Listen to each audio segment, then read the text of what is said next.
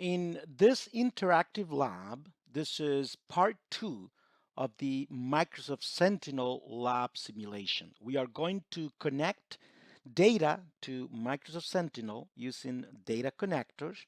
So there are 6 tasks in this lab. One, uh, access the Microsoft Sentinel workspace. 2, connect the Azure Active Directory connector. 3, connect the Azure Active Directory Identity Protection connector. 4, connect the Microsoft Defender for Cloud connector. 5, connect the Microsoft 365 Defender connector. And 6, connect the Azure Activity connector. So what we are going to do is we want the logs that are produced by this services. Now remember that Azure Active Directory is now called Microsoft Entra ID. So we talked about this. So every time, depending on the age of the documentation, um, all documentation is still use the Azure Active Directory name. The newer ones would use Microsoft Entra ID, but it's exactly the same thing, just the name change there. So going back to our Zero Trust with supported by Microsoft technologies. So we talked about that Microsoft Sentinel covers basically the 6 pillars of Zero Trust: the identity pillar, the endpoints pillar, the applications, the data, the infrastructure, and the network pillar. And it provides continuous risk assessment and automation, as well as threat intelligence and telemetry. So Microsoft Sentinel covers basically aspects of all those 6 pillars. Okay, so let's dig into some of these In this tasks. first task, you'll access your Microsoft Sentinel workspace. Okay, so we are going to access the Microsoft Sentinel workspace. And again, you can search for it since we already used it. It'll be there. If we click on it and we click on the name of the workspace, yes, you can have different workspaces for different things.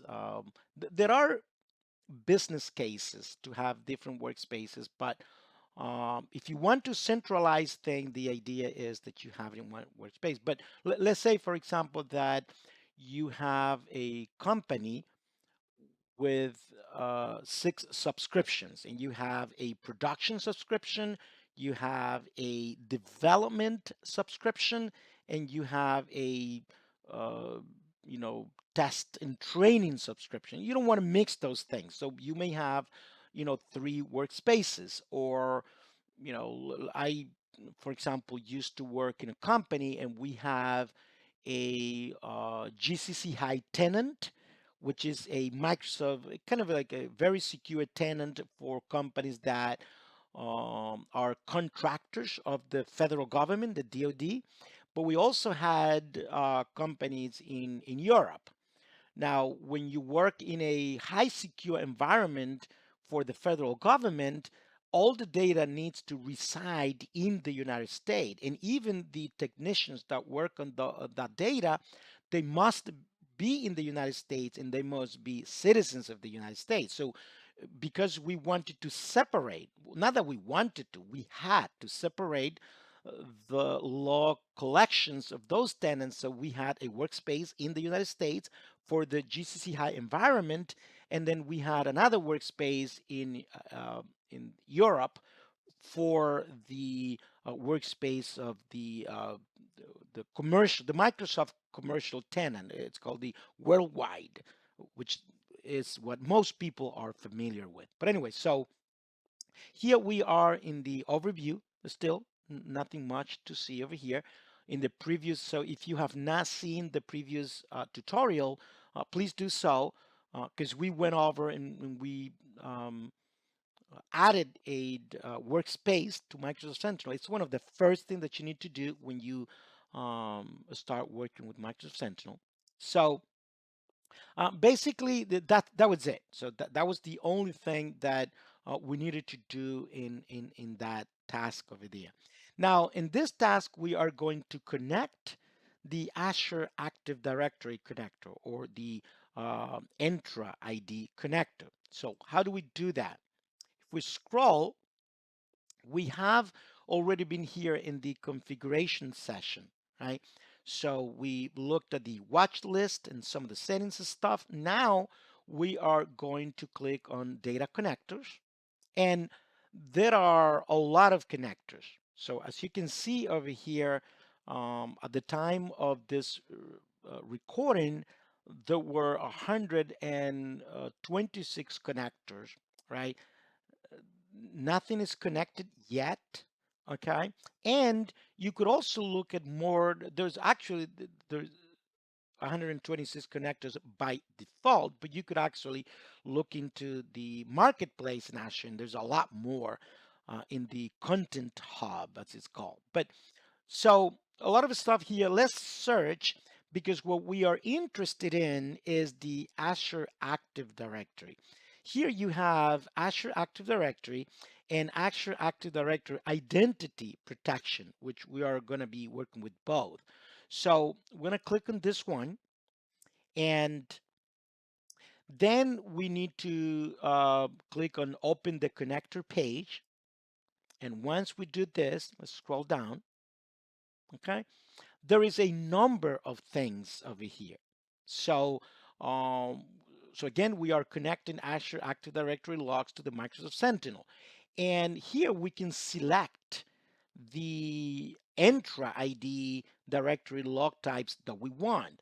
Obviously, we want signing logs. So, and we also want audit logs. So those are the two that are more relevant in this case. There's a lot more that we could do.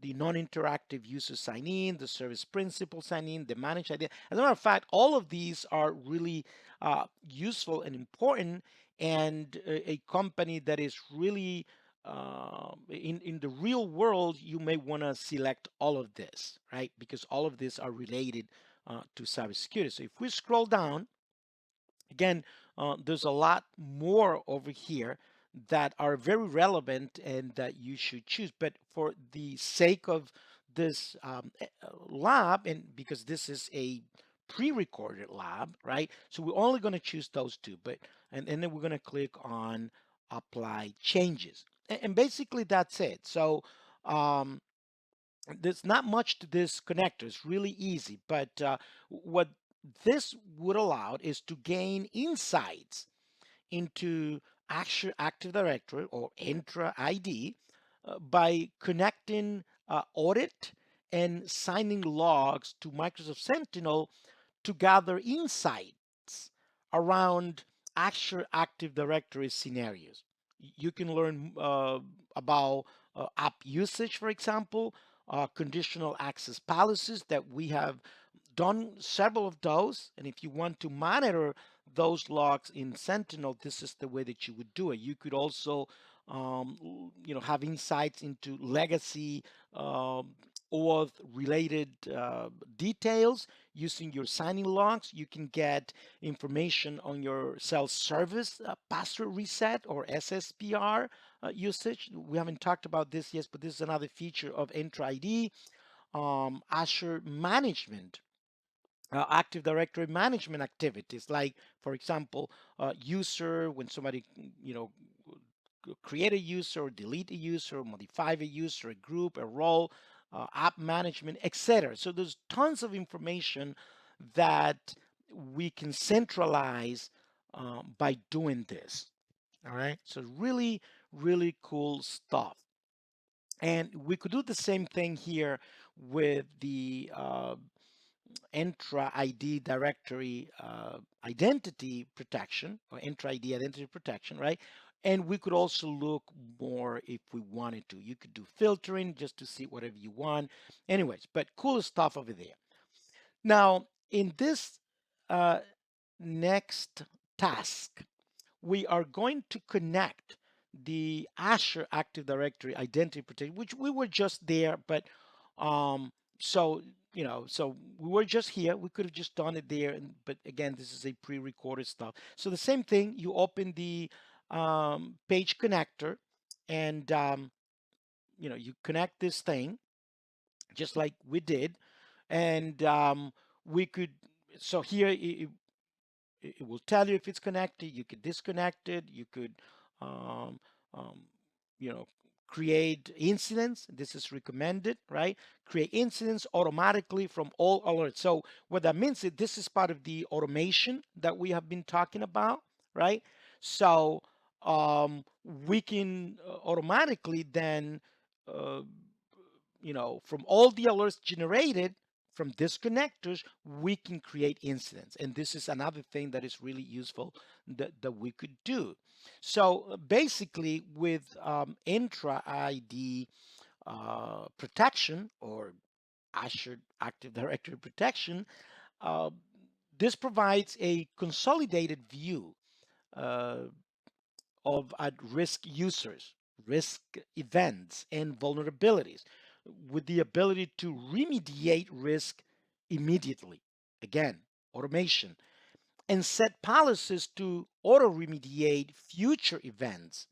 So we want to remediate this event, but also we want to make sure that if this same thing happens in the future, that this is also auto remediated. And the service is built on Microsoft experience, protecting consumer identities, and gains a tremendous accuracy from the signal from over 13 billion of logins a day that Microsoft sees, right?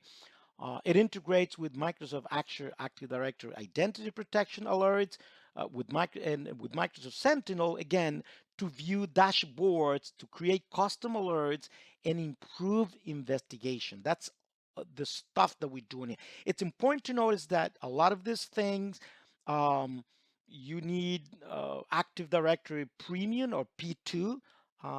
With P1, you can do limited things. Again, we're not talking about the features. This is not an Azure class, but important to take a look at that. Here you have workbooks. We have not yet talked about workbooks.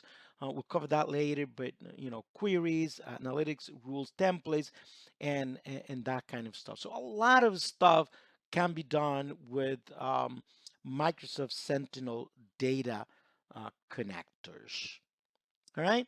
So um, now that we have completed that task, in the next task, we are going to connect the Microsoft Defender for Cloud connector. So we have talked about Microsoft Defender for Cloud, which is a great solution from Microsoft. It has a lot of security and zero trust related components. There are several videos about that. So again, if this is the first video that you're watching, I and you really want to learn about zero trust with Microsoft, then I recommend that you go back and watch those other videos and tutorials.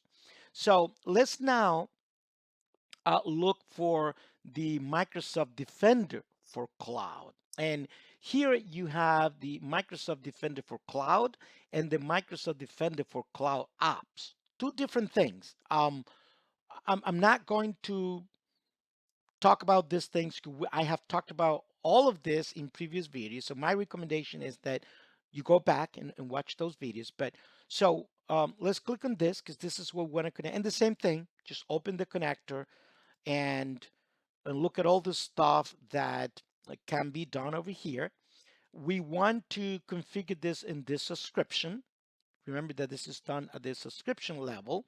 You can read the configuration information and the status is connected, right? And we want this to be bidirectional sync. In other words, we want stuff to come from um, Microsoft Defender for Cloud to Sentinel and vice versa, right? We're going to scroll down here and the same thing. We can create incidents automatically from all the alerts generated in this connected service. So this is typical of all of the services. And yes, of course, we want to do that. All right. And, then there is that connector right there, right? So simple as that. All right. Next, next we are going to connect the Microsoft 365 Defender connector. The Microsoft 365, it's about Exchange Online, Microsoft SharePoint, Teams, the Microsoft apps, the web apps, those things. So we also want to do that. And there is also, so in the Defender suite of products, there is Microsoft Defender for Office 365. That's what we're going to do. But this is so mainly about SharePoint and email and Teams and those tools over there. So same thing, nothing new over here. Just click on it, open it, and then you may have to configure certain things. So here is the suite of products that you're going to get with ASOS, also data loss prevention that we had talked about, vulnerability management, a whole bunch of things. Connect incidents and alerts. Yes, we want to do that. Okay.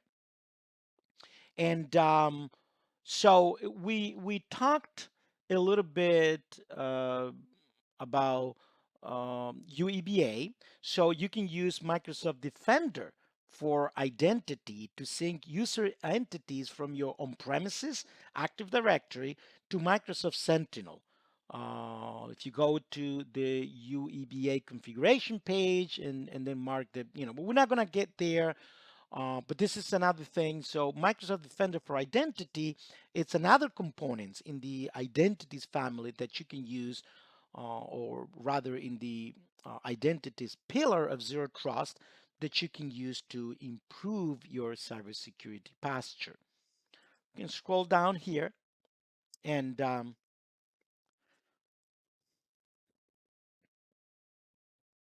right. So um, if we click on check names, because we want to um, basically, these are all the kind of things that we want to include.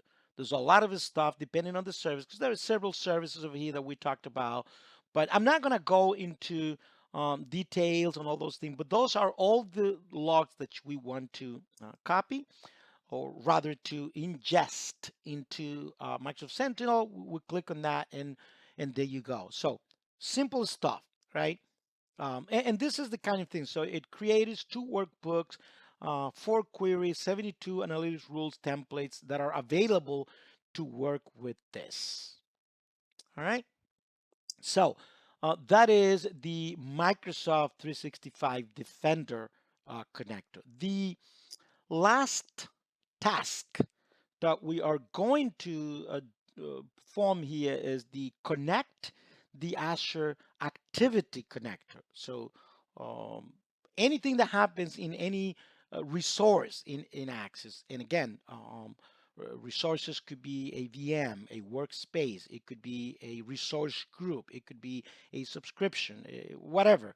So all of those things, the key vault, storage account, so all those activities, whether it's someone created the something or deleted or modified, all of that is also tracked, and that's what we are going to do next. So we're going to look now for Azure Activity.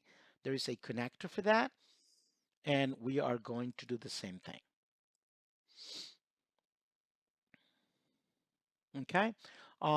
So again, a lot of information. Just for the sake of time, I'm not going to go through all the basic details in this, but if we click on this, some configuration that we need to do. Uh, as always, we need to choose the scope. In this case, is the subscription, and um, you don't have to choose a resource group in this. Um, so these are the kind of things that we're going to be doing. If we go to parameters, um, we want to, this is the log analytics workspace that we have been working with. This is where we want to put it. So remember, the this Defender log analytics workspace is the bucket, if you want to call it, the vault, the container where all these logs go. This is the storage location. This is where all those logs are going to be. That's why this was the first task that we did was, so you need to create a log analytical space, and then you need to add that logs analytic log space to Sentinel. That was the first tutorial. So again, if this if this is the first time, if you're watching this now, a lot of the stuff that we're doing this will not make sense unless, of course, you are familiar with Microsoft Sentinel. But if you're not familiar with Microsoft Sentinel, then I would suggest that you go back and watch those other videos. When we go to remediation, again, this is the automation things that we are talking about. We want to create a remediation task. In other words, we want something to happen when an incident happens. And this is a key component of zero trust. You want to automate things. You don't want these things to be manually done and waiting for a SOC analyst to go ahead and do those things. So imagine in a huge environment where you have, you know, thousands of users and hundreds of thousands of devices and objects in Azure, you really want to automate this. Now, when you um, create automation, right? We are now talking about, we talked a little bit before about the concept of a managed identity, right? But basically, these are policies that we can do with the deploy if not exist and modify if fact. In other words, what we're saying is we want this to happen automatically. And because of that, we need to have an identity to manage this. So in Microsoft, there are, system assigned managed identity, and there is using assigned managed identity. Again, I'm not going to go into details because this is not an Azure class, but system assigned basically means that it is assigned automatically by Microsoft. It lives the with the object. So this is going to create an identity in your environment. But if in the future, if you decide that you don't need this connector anymore, this log analytics workspace rather, when you if you delete this logs analytics workspace, that managed identity will be deleted with and you don't have to worry about it. If you use a user assigned managed identity, then if you at some point delete the log analytics workspace, you have to go in and also delete that user assigned. If that's the only thing that you're using that user assigned managed identity with. Now, one thing is that if you have several things that you want to manage, you could use a user managed identity. You can reuse that with other things. A system assigned managed identity, it is only used with a specific resource, and that's it. So you cannot share um, that identity with anything else. So pros and cons, it all depends on the business case. But anyway, so we also need a location. In this case, it's going to be East US, and the permission. So you are creating a managed identity. That identity need to reside somewhere. So that's why you need the identity location. This is an object that it's going to be created automatically in Azure, right? And also, obviously, this identity is going to do something to an object, right? Um, and what it's going to do, it's going to monitor and it's going to do stuff because it's going to remediate. What that means is that this identity will go also, it's going to be given the monitoring contributor and log analytics contributor roles. So it will be able to um, monitor, not just read, but like manage the monitoring and the log analytics. So this is really important to understand that. And then once I'm ready, then I click on create. I can review what I'm doing, and again, click on create.